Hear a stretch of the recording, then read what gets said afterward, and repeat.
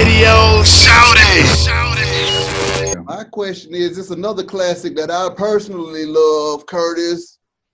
That basketball, man. When you heard that track, what was going through your mind? And then what was it that made you rap about basketball?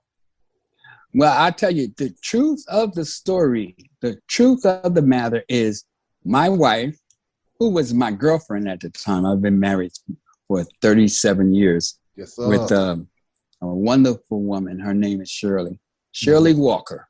Mm-hmm. And so Cheryl, she came to me, she said, man, I know you love that basketball. You need to do a song about basketball and talk about all your heroes that you love. You watch this basketball every year. You are up in the TV watching every game, seems like. You love that basketball, so we need to do a basketball song and make it a theme song because, baseball has got its theme song, take me out to the ball game, take me out to the crowd, right? Yeah. I mean, some people can cry. And so basketball doesn't have a theme song. So if you make a song about basketball, you got a good shot of becoming a theme song for basketball. Yeah. So I said, all right. So that was my wife, a female. Yes. She came up with the idea and motivated me. I went back to my homie, Billy Bill, who was my staff writer, my partner, my big boy buddy back in the days. And he wrote many songs for me, like Throughout the Years and Games People Play and 8 Million Stories. So I went to him and said, man, we need to do a song about basketball. And see, he said, oh, man, bet. I said, well, you make sure you put Dr. J in it. So he came up with the lyrics and the rest was history, man. He often, I've seen him in interviews saying that, when he wrote the song, he wanted to write the song about all of our heroes that were during that time that we remembered, right? That we love. And he said 90%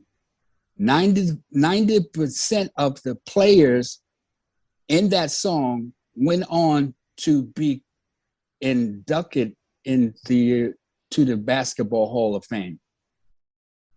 So that's incredible. Who produced the track, though?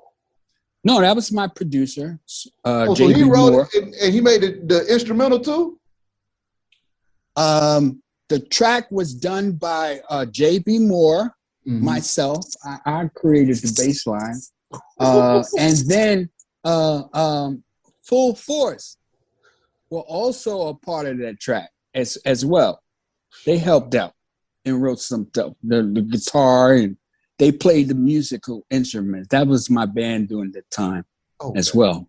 I worked with Bow-Legged Lou and Paul Anthony and the guys.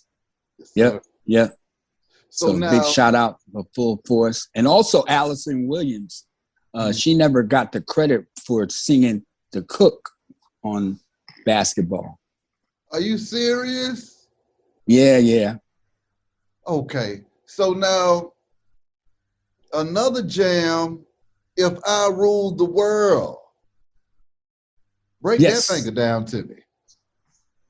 If I Ruled the World was my baby. I guess that is my second favorite of all the Kurtis Blow songs because it happened during the time where there was so much competition in hip hop and everybody was going for theirs. I was competing against my own people in my own camp, Run DMC and Houdini and LL Cool J and Larry Smith was my bass player and my band leader for the Orange Crush band, but he left and went out and started producing Houdini and Run DMC and left me.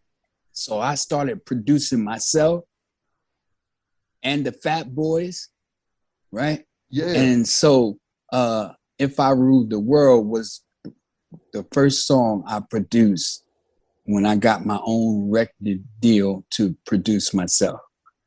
And I had produced a couple of songs before that were really hot. And like Games People Play and You Gotta Believe by Lovebug Starsky, AMPM by Dr. Jekyll and Mr. Hyde, Fast Life. You know, I had a couple of hits out, and the Fat Boys. And so when I was in the studio, my wife was pregnant with my first son, Kurtis Blow Jr. And so he was listening to that bass line while I was in the studio. So he's a rapper now, and he loves bass. That's right. But anyway,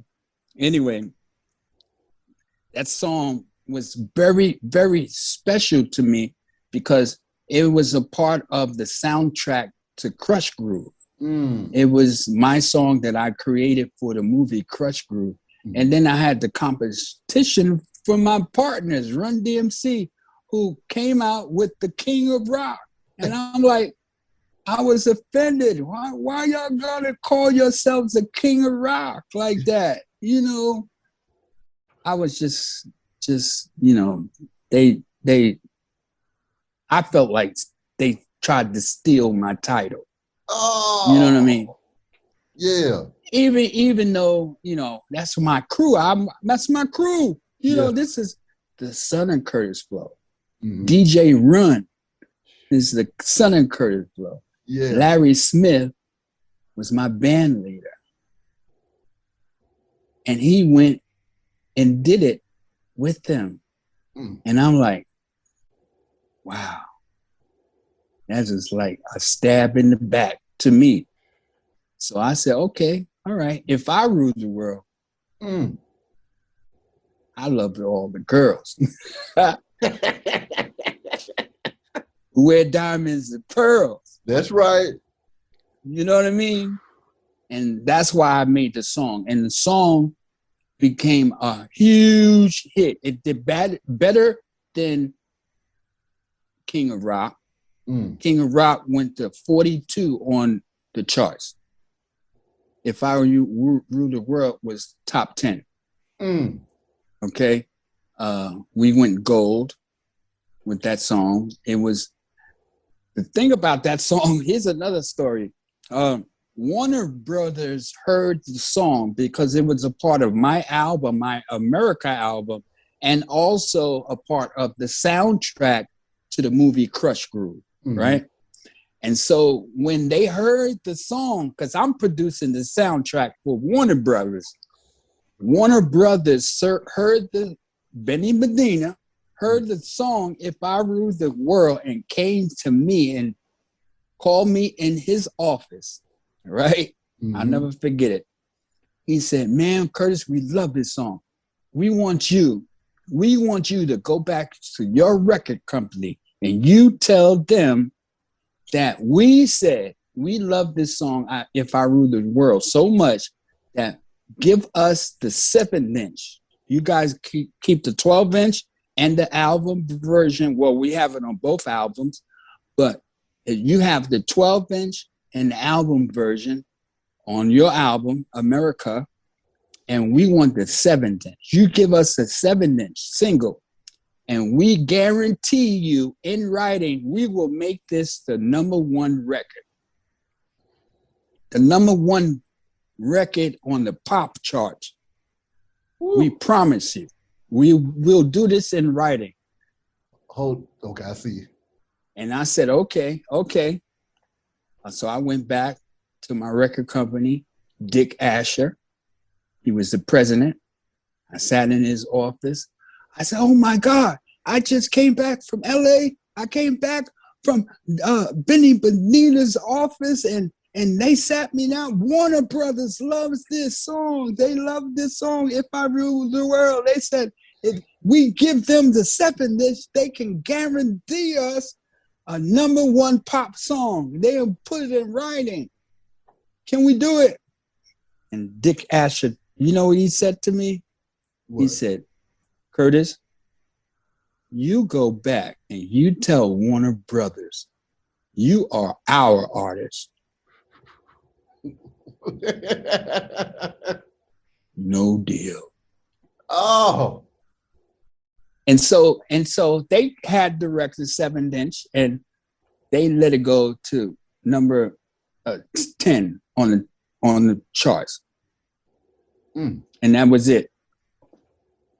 And the next record I put out was another song with Renee and Angela called Save Your Love for #1, y'all. You remember that? Save your love. Right? Save your love. Just save your love. Just save your love for #1, y'all. And that song, they made that a brand new artist, Renee and Angela, but they had the power and they wanted to show everybody and the artists, you know, what power they had. And so they made that record #1. It was #1. That was my first #1 hit. Was a collab with Renee and Angela.